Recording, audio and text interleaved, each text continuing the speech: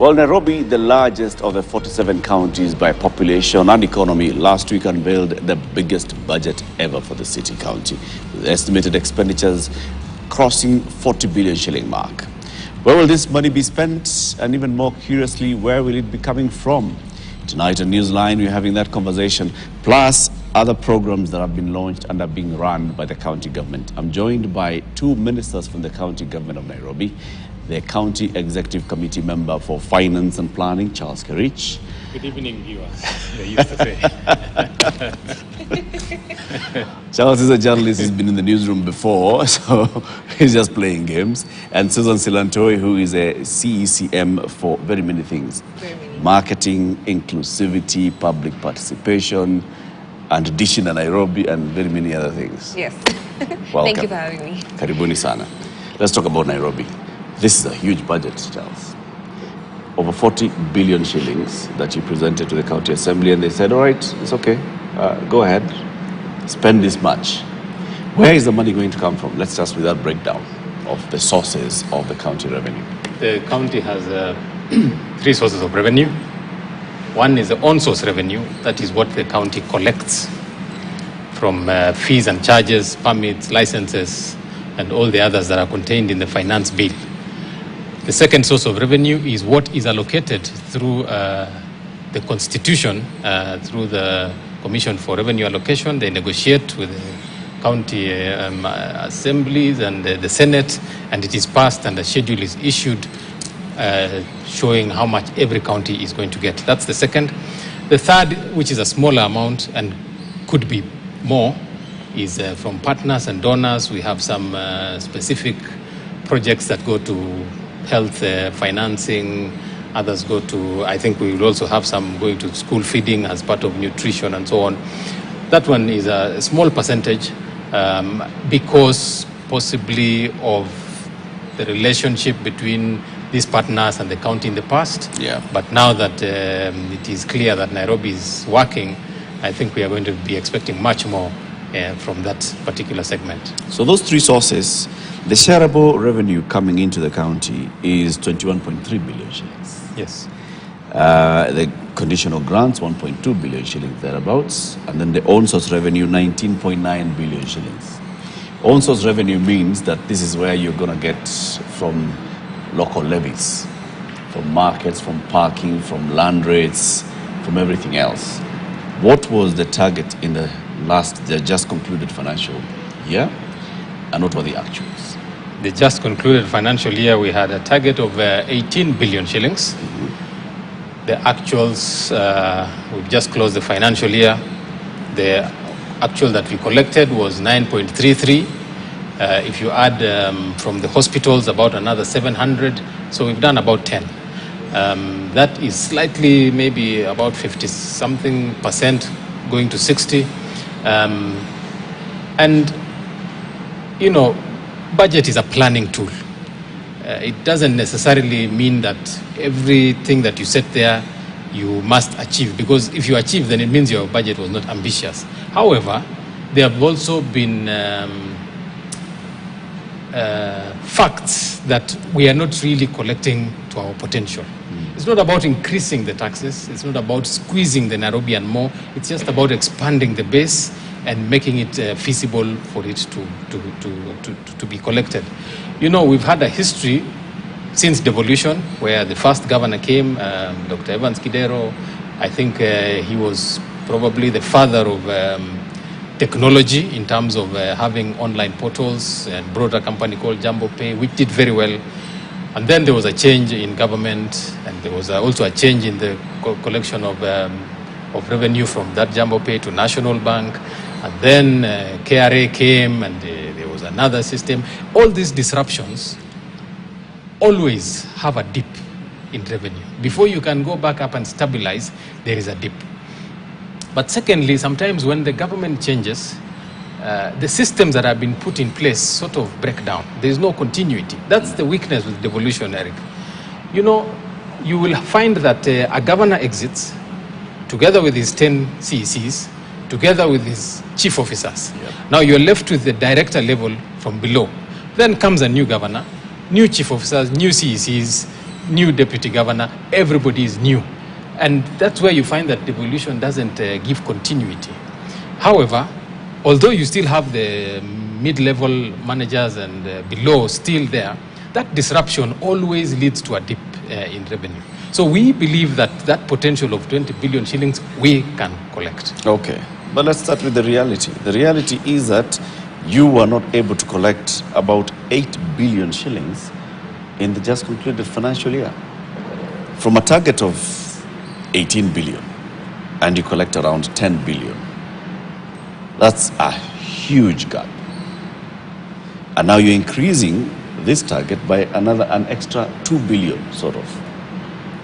Is this being realistic? It is being realistic.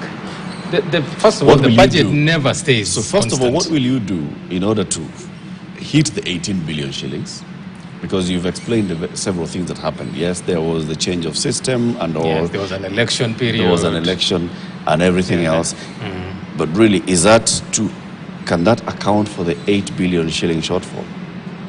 You know, the highest that has been collected by Nairobi County was in 2015, where 12.1 billion was collected.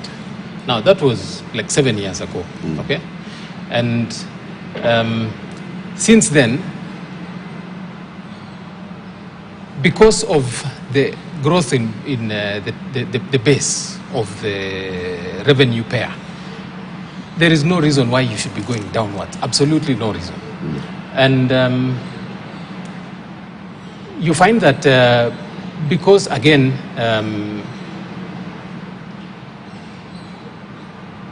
you have in the devolved government, apart from the sub-counties, the ward level itself, after doing revenue mapping, also shows you your potential.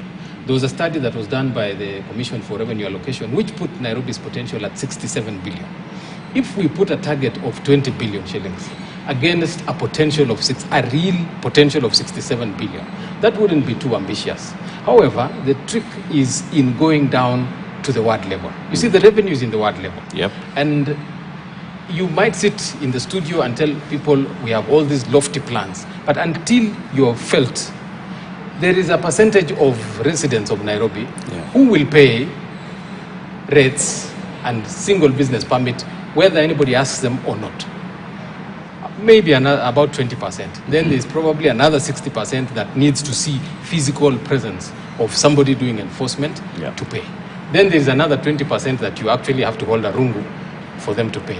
And we have an administration of Governor Sakaja Johnson that is very opposed to this issue of enforcement. The issue of arresting people and throwing them into these kanjo vehicles, those vehicles are not there anymore.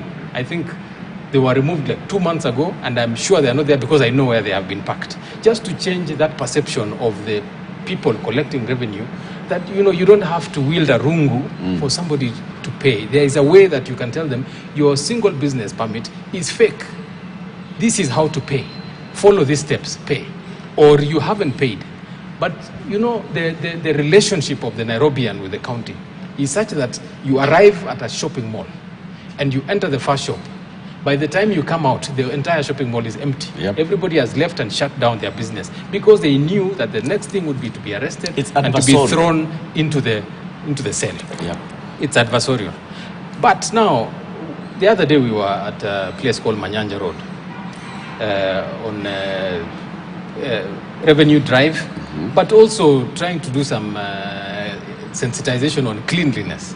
So there's this whole garbage heap that has filled the storm drains and so on. And we were telling the shop owners, look, the frontage of your shop is your responsibility. If you do not collect this garbage, then we are going to punish you because it's your front.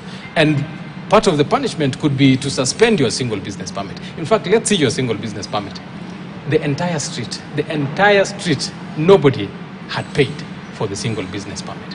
And you turn to your sub-county and your ward admin and say, but you guys, you're here every day. On a daily basis. You are here on a daily basis. Yeah. Surely, don't you know that you are supposed to go from shop to shop and confirm these things? So there is culture change that needs to happen. It is possible that these guys are probably not encouraging payment to the county because they are collecting. themselves and pocketing it, it's possible. Yeah. And in fact, it is likely, if we are to be realistic. So these things, Eric, is about management and leadership, showing the people that this is what is in it for us. We have had leaders in Nairobi, like the late John Gakuo, that the staff of Nairobi remember up to this day because they hit their targets and he gave them a bonus. If Gakuo could give them a bonus, why can't Sakaja give them a bonus? And it's then allows us to go to the ward level and collect every revenue stream from the ward level without increasing anything. Let's continue on this. Waziri Silantoi, it's about expanding the base. It's about people's perception of whether the county is serving them or not, whether they want to, the 60% who would only need to get an officer coming to collect and then they'll pay. Expanding these 20 who pay without necessarily being reminded to cover the entire 60. And I think that's why you come in. Yeah.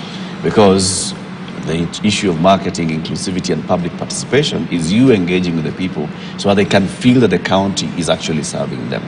Now, have you conducted any sort of ground survey to understand how people relate with the county government of Nairobi? Well, I think not yet. But what we've done is, first of all, introspect in ourselves as a county. I think this administration has taken an approach that is customer-centric. So we live in an economy where the customer takes priority, and the relationship that the county government and the citizens have always had has always been an enforcer and a follower of the law. But really we're changing that perspective, first of all, so that we are providing a service and you are our customers. So therefore you will pay for the service that we give to you, but only if the service is good. And so a lot of that 60% doesn't pay because the service is perceived not to be good. And so that's why we have a whole directorate of customer service, whereby we deal with, first of all, the internal of understanding what services are we giving, how do we decentralize our services further to get to more people through the establishment of boroughs, which will come in this financial year. How do people access our services without necessarily having to know someone in City Hall to call and be like, so how do I pay this? How best can we give information for someone to be able to know how do I go about specific services? And so that's what we've spent the last year just setting up internally, making sure that, first of all, do we have a list of all the services we give? Which areas access what kind of services? How then best can we decentralize the services to get to more people? Then putting together all the information that we have about all the services that we give, because there are quite a number. And then how best do we disseminate them for more people to understand? Yeah. So you see, the approach that we're taking first is an introspective one, understanding what we do and knowing how best to disseminate that to more people. And then now moving forward is now we engaging the public to see, okay, does this work? Can you access this better? And the more people are able to receive better customer service, then the better we're able to raise revenue for Waziri Kerich and the 40 billion that we expect to expand. But it's that, like you said, it's about people feeling whether they're receiving a service. Some of these more visible and more tangible services include, like what you encountered on Manyanja Road, garbage collection. So yes, it's my responsibility to clean the shop front, but where am I taking that garbage? Is there a collection point that's been provided by the county? That's a service that the county should have. Now, if that is not there, then everything is broken. Do I have access to water and sanitation services? If I go into a market or into the CBD, do I have access to drinking water? Do I have access to sanitation services? If you're not getting all these things, then any other conversation that we're having is basically moot. You're telling me, oh, you can walk into, a barrel X and you'll get service what? It's the tangible ones. How do I get those tangible ones? It is part of that introspection process. So while we are understanding the services that we're packaging the services that we give, it is also improving how we give our own services. So I think that there are various activities that we've gone about just to improve the various services that we have internally. I know we're changing how we collect our garbage and access and the circular economy that is being introduced, so that we can recycle all our waste and we can collect waste at different places.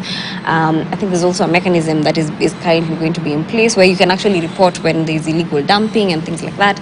So we encourage community policing amongst ourselves. So that is one approach with environment. With water, I know there are different services, and I think Waziri Kerich would probably talk about those better, that Nairobi Water is going about. We have a new board now that is currently just reviewing how we can do that better. Even within our policing services, within our health services, we're looking at how best do we serve customers from that perspective, because they're very front-facing kind of sectors. So that introspective journey. When you stop looking and actually start doing? So the first financial year was really just for us to look and understand and change internally, and then now put out while we communicate better for people to understand how we can interact. So I think there was a grace period of the first financial year just to understand, and then put out best, not based on just coming from people come with all this private sector experience or other places experiences without understanding the context of how things work and how best they can be put out. So I think we've spent this last financial year really just understanding, and I think moving forward you'll see a lot of difference in how we operate. Kerich, you bring in some institutional memory into this administration. You served in the previous one. So when you're talking about all these platforms changing and the effect that it has had, it's something that you've seen. Now, what needs to happen to make sure that future administrations don't come and keep changing the platforms like you've said? It's a serious revenue leak. Now Nairobi County has another, it's nairobicounty.go.ke. Yeah. How do we make sure that the next governor who comes in does not now come up with another one called choteanairobi.go.ke and or other platforms? Chotea Nairobi, that's a good one. I think I'm going to patent that one. But it's about building strong institutions. When you have an institution that works, change of guard at the top does not necessarily mean disruption of services. The institution should not be around individuals. And we have seen, for example, that one of our flagship organizations in the county is Nairobi Water and Sewerage Company, and it's doing really well. I know Nairobians might say that we don't have water some days of the week, but as an institution, it runs very efficiently. And possibly you would even then want to go to that issue of water, because in service delivery there are things that are tangible and other things that you cannot see. For example, I remember in the first cycle of devolution, when was it Mandera that built its first ICU? It was a national story. It was in every media house. And nowadays maybe the public is no longer so excited about such things because maybe they have seen so many of them. But we are still having fasts every day in the county of Nairobi. For example, even basic things like in Pumwani Hospital, where women go and give birth, they have to go up the stairs. Now there's a lift. The last time there was a lift there, I think we were all in primary school. Now there's a lift that has been installed. We have an ICU that has been built in Mama Lucy. We now have a new neonatal ICU, the first one that has been built in Bagathi. So maybe the story is not being heard, but the fact that Nairobi has gone for all this time without an ICU is really unbelievable. But when you have something like a neonatal ICU that has been built, when the public doesn't interact with that, then they might not see exactly what's happening. How about the fact that Nairobi County is the first county to put community health volunteers on a stipend? Nairobi County pays CHVs every month. So these are the people who go into households in every community, in every village of Nairobi, helping with primary healthcare issues. One of the big issues, again, the county does is to give opportunities for bright but needy students to pursue secondary school education through bursaries.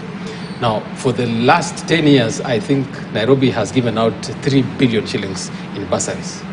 In the last 1 year alone, in fact, less than a year, this government has given out about 1.5 billion shillings, half in less than a year than what has gone into the others. Then there are some more tangible things that people can see. Between Junction Shopping Mall and Karen was a dark area. There are now new lights there. And sometimes everybody assumes that new street lights that have been put must be Kenya Power. Yes, we get into partnership with Kenya Power. We give them the money and they install it on behalf of the county. That whole area is now very well lit, courtesy of a project that we did under the RRI, because we identified what are the quick wins that we could immediately do. County staff get paid salaries on the 27th every month. And so long as Governor Sakaja is in City Hall and Bwana Kerich ako hapo kwa finance, they can be assured that they will still be paid Back to on my 27th. question, though. But the issue was about having a strong institution that ensures that things run, even with the change of guard. So let me first of all ask, okay, so who currently owns and runs the platform that's collecting revenue for the county of Nairobi? The county owns it. It inherited it from KRA. So the system is a county system. So it was initially being run by KRA.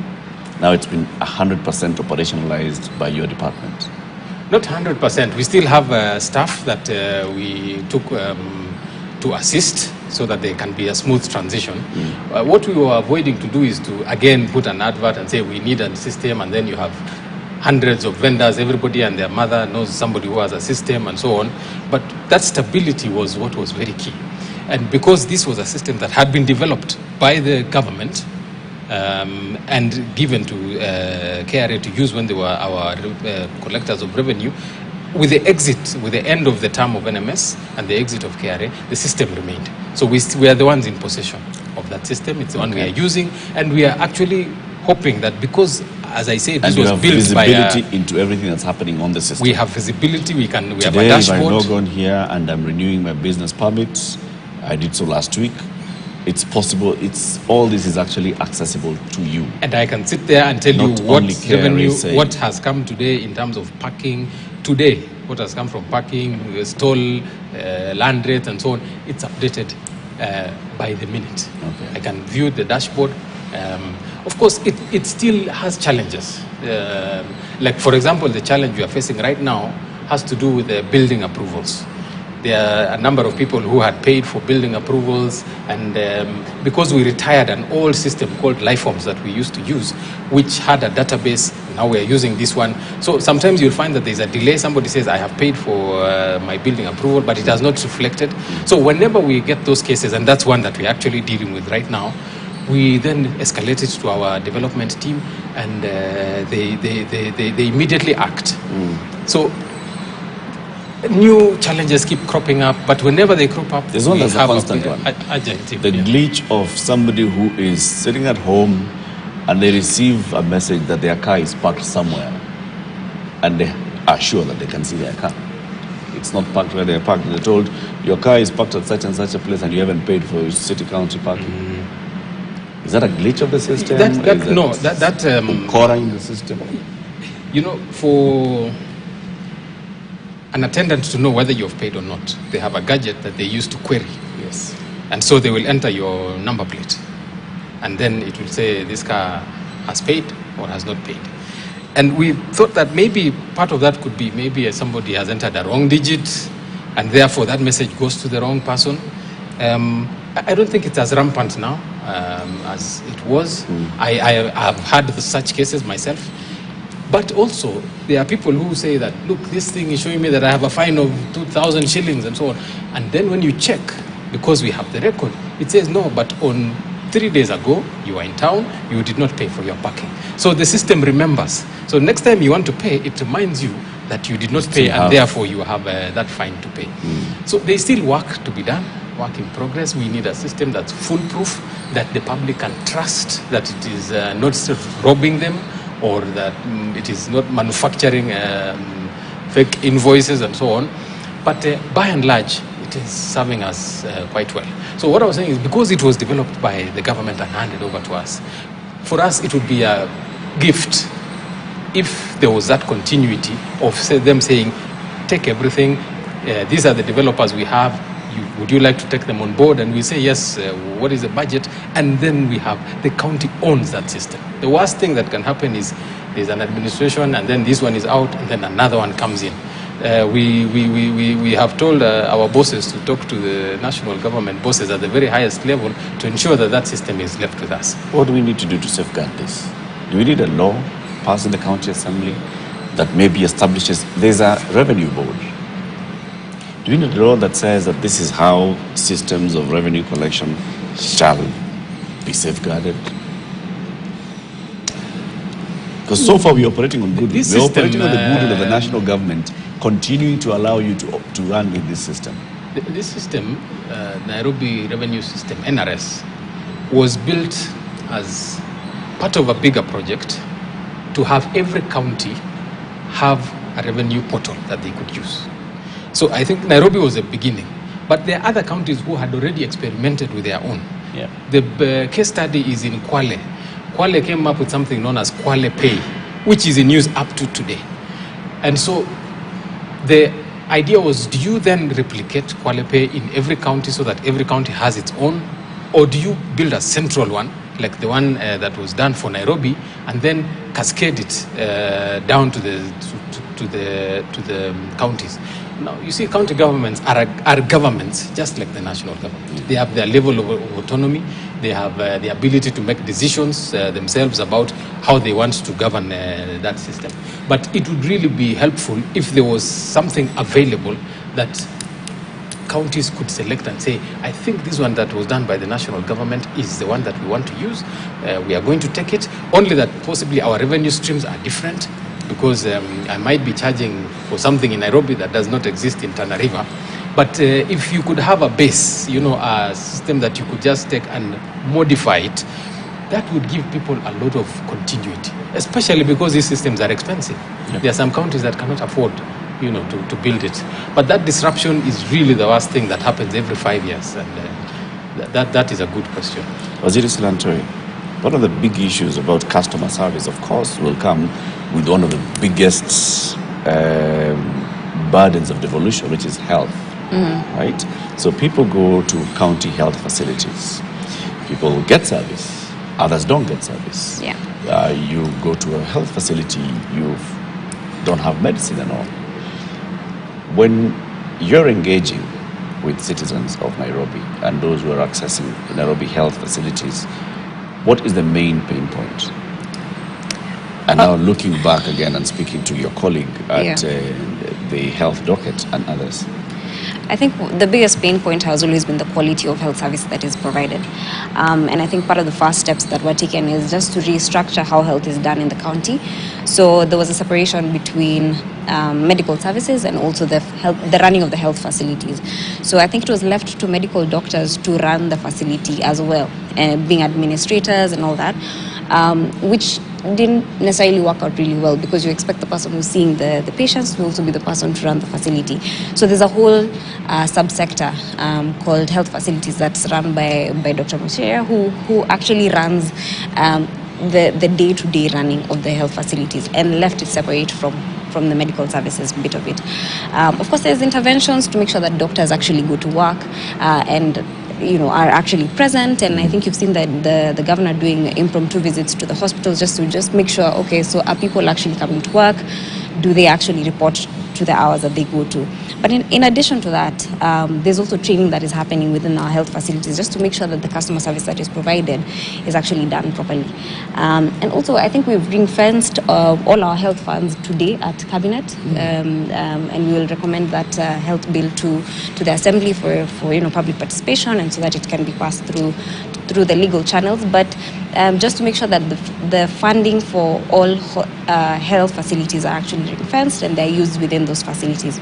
In addition to that, every shilling generated by a health facility, but the health sector in Nairobi, goes back into the facilities, into running the facilities. Okay. But in addition to that, I think for the longest, Nairobi did not have medicine in the hospitals, and so a couple of months ago, the governor made sure that there's actually medicine in each of the health facilities.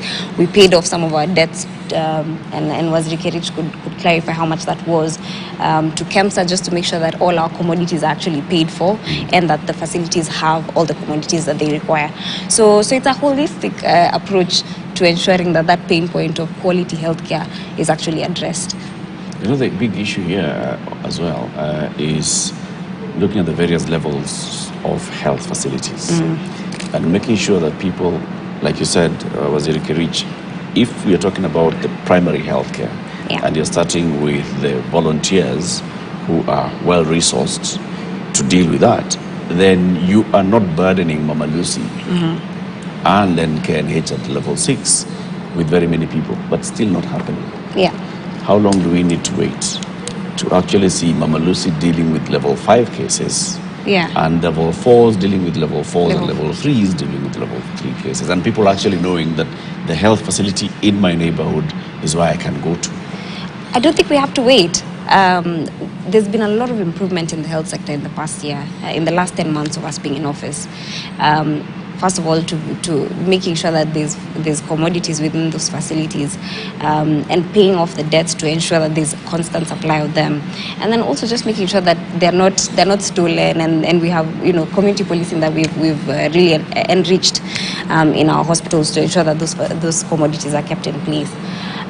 We've also just made sure that the governance structures of each of those facilities are actually different now. So there's boards in each of the level 5 facilities.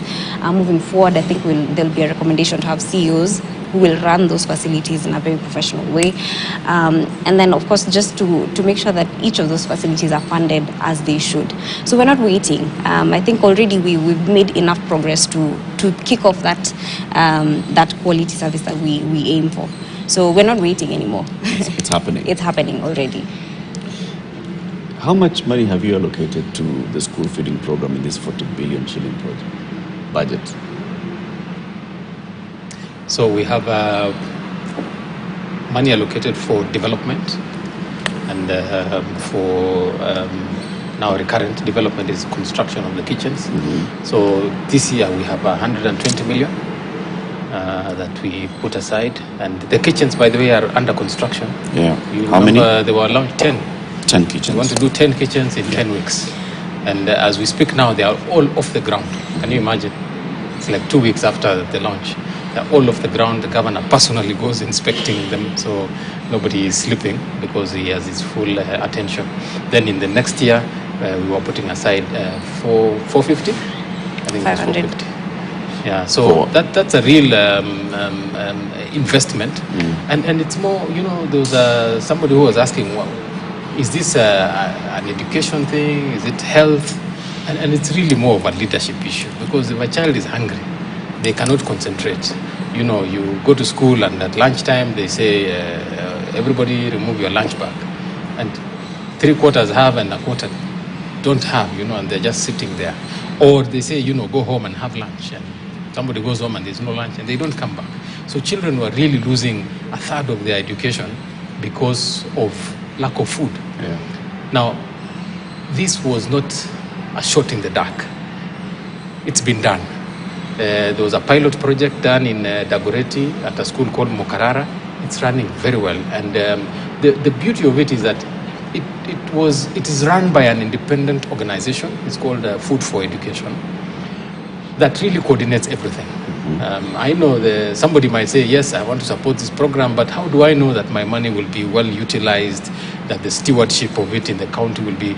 But you see, when you have an organization that is doing it, has done it in the past, is running it, and is accountable, then it helps us to implement. A meal is supposed to cost 50 shillings, 650 gram meal. The child pays only 5 shillings. The county will pay 25 shillings, and the other 25 shillings we will get other people to pay. And when the child does not have that 5 shillings, they will still get the food. Nobody is going to turn them away. So it's really a nutrition issue, it's a health issue, it's an education issue. And by doing this project, do you know what has emerged? You have 210 primary schools in Nairobi that you want to feed the children.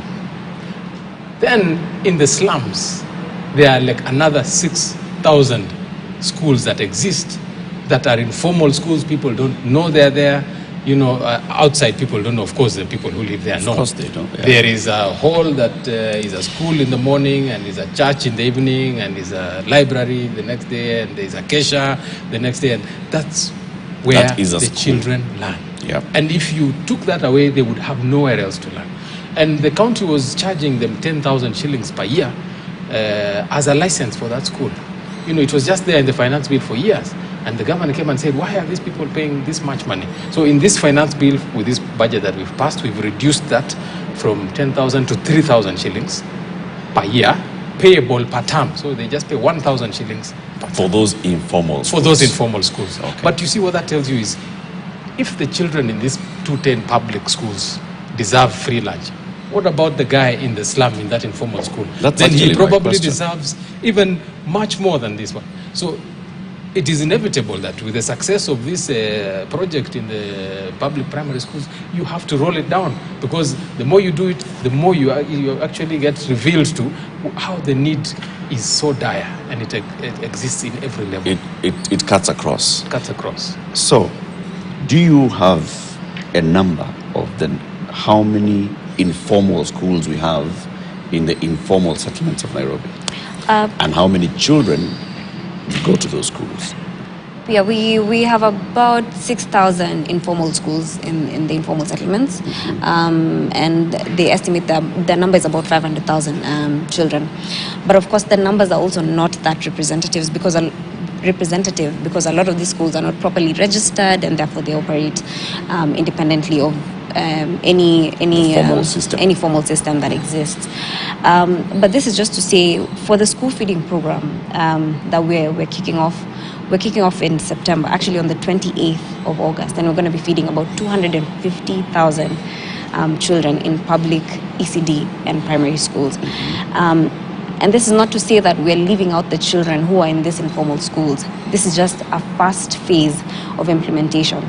To kick off, why not feed the schools that actually belong to us first, while we get the infrastructure to actually expand the program so that it can feed the rest of the children.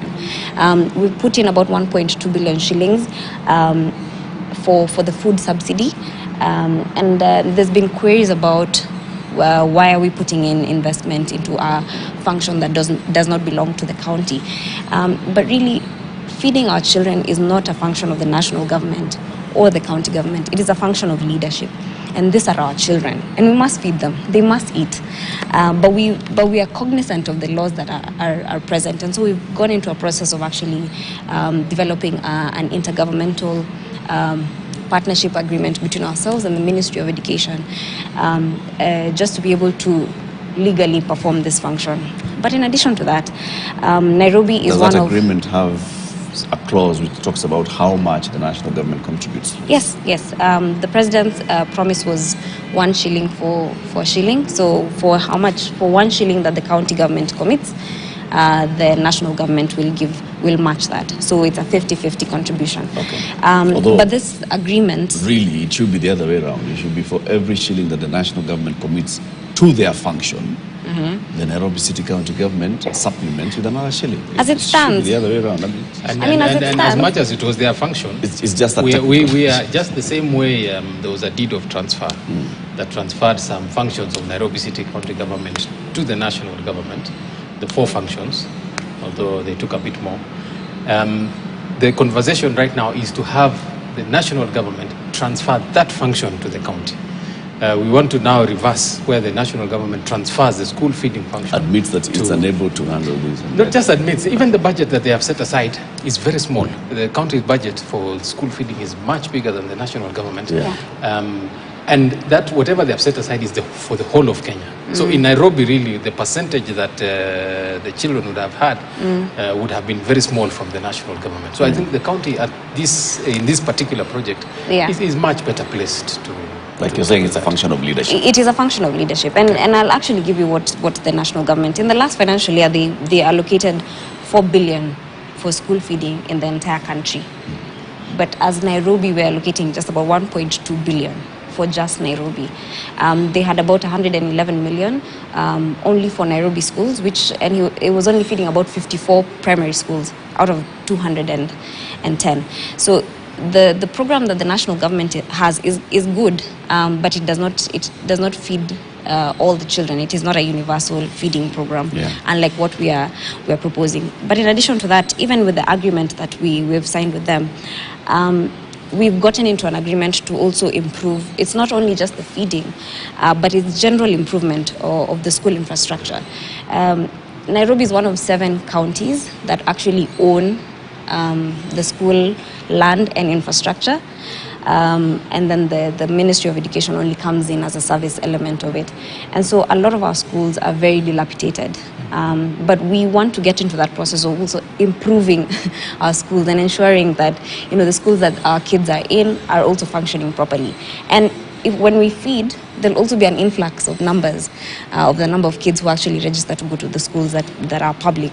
And so we want to help the Ministry of Education to meet that demand, because as a function of leadership, we want all our kids to learn in secure environments. All said and all well and good. I'm seriously concerned about this, about 800,000 children in informal settlements who go to these 6,000 informal schools. Yeah.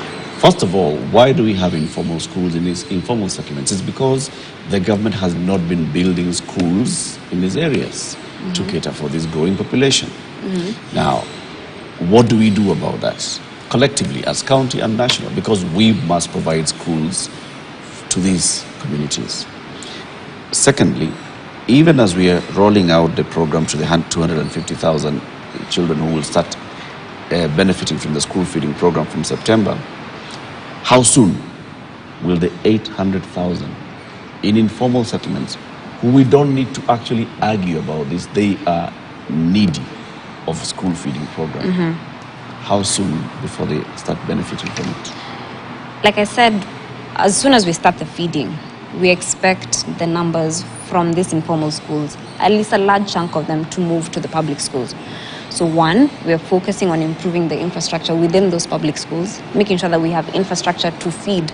The kitchens that we're doing are central kitchens. So how a central kitchen works is it's a larger kitchen that produces larger amounts of meals, and because of the economies of scale, it reduces the cost of the meal. So each of our 10 kitchens that the county has constructed will be producing about 10,000 meals a day. We've gotten into an MOU with our partner Food for Education that will give us about 2 more kitchens, and one of the kitchens that they have is a 60,000 meals a day capacity kitchen. That's one of the largest kitchens in Africa, that will again go into the program, into the Nairobi school feeding program. We've invested more money, about 500 million for the next financial year, for infrastructure of kitchens and serving sheds that will go into the feeding. So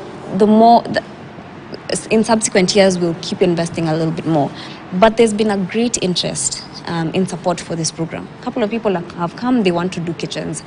I think currently we're looking at about 25 kitchens in total to meet the full need of all the public schools, considering greater enrollment once we start feeding. But we will continue to plan out more and invest more just to be able to meet that need. But I think the more we improve our schools, and the more we continue to expand that infrastructure, the more we'll be able to accommodate more children within these informal schools. But in addition to that, we will extend the feeding to them as a beginning, and then also help in registration.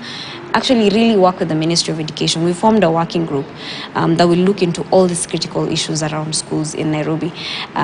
This includes even issues to do with their land titling issues. This includes issues with their housing within the schools. It includes issues with the teachers. So we will work progressively with the ministry to ensure that all these needs are met. You already know there are 6,000 informal schools. Yes. All right. And just like Waziri Karicha said, some of these schools, you know them because they pay for use of the facilities where the schooling is happening. So if you already know where the school is, why not take it there immediately? Why not take the food to these 6,000 informal schools where there are children and you know very well that these children are there? Like I said, it is an issue of infrastructure. It's an issue of how many meals are we able to produce with the infrastructure that is existing currently. So what is existing currently will feed the public schools sufficiently. However, moving forward, we will be able to expand that infrastructure for us to be able to produce the meals that are required. So it's an infrastructure issue. It is not a segregation issue. It is an infrastructure issue. And we start with our own first while we extend the place. What do you mean by our own? In terms of the schools that we own, the public schools. The land that you own? The public schools that we own. So we will start with us first. As a first phase, it is not about, it's a phased out approach of an implementation of a program. It is not a segregation. We start with what we can while we continue to expand our infrastructure so that we feed the schools that are left. So we're not excluding them. In fact, we're engaging, they're called upbeat schools. So we're engaging their leadership, which is led by someone called Moses, who actually give us a lot of the data that they have that maybe the Ministry of Education would not have. So yes, we're engaging them. It's a first phase. And maybe it's worth pointing out that, the 210 schools that exist in Nairobi, the public primary schools, are such a small number in terms of the per capita of the Nairobi population. Yeah. When we were launching the kitchen, the president pointed out that as an MP for Eldoret North, that constituency had more than 210 public primary schools. The one constituency in Eldoret. Nairobi, with its 17 constituencies, has 210. It's really a disservice to the children of Nairobi. Yeah. And a Marshall Plan is required. And I think the first step is to expand the classrooms in the existing schools before we even think of constructing new ones. And so there is a move to build some other 5,000 classrooms.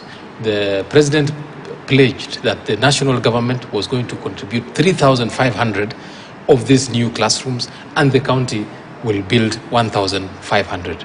But that again takes us to the problems that we have, that over the years the county has not had a land bank. I think all the public land was consumed and taken and divided and constructed and so on, to the point where if you want to build a facility, you hardly have anywhere that you can do. Even, when I look at a place like Ruaraka, the county does not even have land to build an office for the sub-county admin. There's just, in the whole constituency, there's just no land at all, unless you identify some spaces and buy. But there are some other areas like in Kasarani and in Ruai where there's still open spaces. So I think whatever surrenders that were given to the county, whatever land is still available, really now needs to either be put in a bank for future or to be invested on right now to expand these facilities. Because 210 for the population of children that we have is really kicking the can down the road. You're not addressing the problem. You're just letting it fester and saying, somebody else is going to deal with it. Yeah. And that's why I think we really have an advantage right now, that this is on focus. The attention is here. The school feeding was a program that the governor has been pushing since he was a Senate. But you see, it's really bringing so many issues to the fore in terms of capacity, in terms of those informal schools. I didn't know about the informal schools in terms of numbers and the magnitude until this school feeding program began. So I think maybe just on the wholesome look at it, we are heading in the right direction.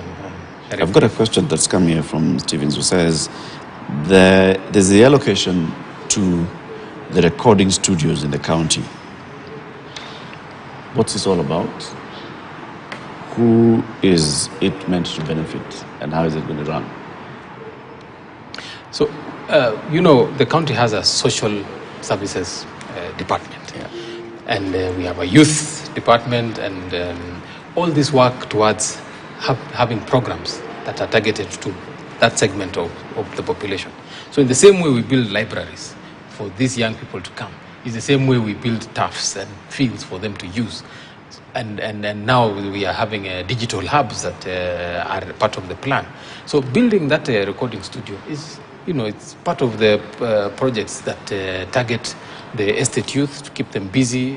We have a whole creative economy in Nairobi that, if you tapped, would really go a long way. The governor has been quite big on something called the vibe of the city, just returning the Nairobi vibe. It's not just about, going to work and back. There was a culture in this city where you are proud and say, I am Nairobi, I am a Nairobian, and this is how a Nairobian is. Not everybody who lives in Nairobi can say, I am a Nairobian. So even the initiative of, on his, I think, second day or third day in office, saying, what's all this about arresting people in town because they are filming videos? That alone, and saying from now on, don't arrest anybody, has really had an impact. If you go to town over the weekend, you'll just find people dancing, and they have all these cameras and lights and so on, and there's a lot of creativity going on. I hope that the same way the county government is supporting this creative talent, that we can also see support from the national government as well. So even this, you know, having the Battle of the Choirs over Easter and, you know, the Nairobi Festival, which actually is run by my colleague here, Waziri, is all about the soft part of Nairobi. It's not all about sealing potholes and collecting the garbage. It's also the life that the city needs to live. Yeah. Yeah. My director tells me our time is up. I want to thank you very much. So soon? Imagine. It's over an hour already for this conversation. I think we need to keep having these conversations. Yeah, of course. Yeah. And you'll just keep tracking the promise of the administration. I've engaged with the governor a number of times, even during the campaigns, and all these promises, I know them. That's why I'm asking them, because we know them very well. He's spoken about it. And the only way that Nairobi is going to work is if everybody works together and puts you guys on toes and make sure that you deliver. I think a big thing, Eric, is Nairobians have to trust the government that is there. You know, there's a trust deficit that has been built over time. Yes. Where everybody thinks you're just taking advantage of us and, you know, you're just saying this and that. But the moment Nairobians actually begin to see that these people sitting in office actually care for me, they are listening to my needs, the public participation is not just a show or a charade. Whatever I have said has been taken into consideration. The money has been used in a prudent way. That trust begins to return. And when a government has trust, the ability to deliver, I think, cannot be measured. So right now, suppliers who had run away from City Hall are beginning to come back and say, okay, I think I didn't want to work here anymore, but I hear now you're paying. Can I get a contract and so on? But more importantly is the perception that the county is a place where all these bad things happen is really something that we really want to bring to an end. Yeah. Let the Nairobians trust, and if we don't break the trust in the first year, extend it to the second year. If we don't break, extend it to the third year, and maybe to the 10th year. Who knows? Susan Silantoi has her work cut out, because that whole perception is up to us. That's the job. But like you said, we're doing it together, and I think the governor keeps saying there's no one is coming to wave a magic wand. We are actually proactively acting together to make Nairobi work, and lazima work. It'll work. Susan Silantoi is the County Executive Committee member for 3 dockets. Name them. It's inclusivity, public participation, and customer service. But I'm also in charge of the school feeding program. What? Oh. And Charles Kerich She's just in charge of Chapa. is the money man. The money in the guy. County of Nairobi. Thank you very much for watching Newsline tonight. My name is Eric Latif. Enjoy the rest of your day.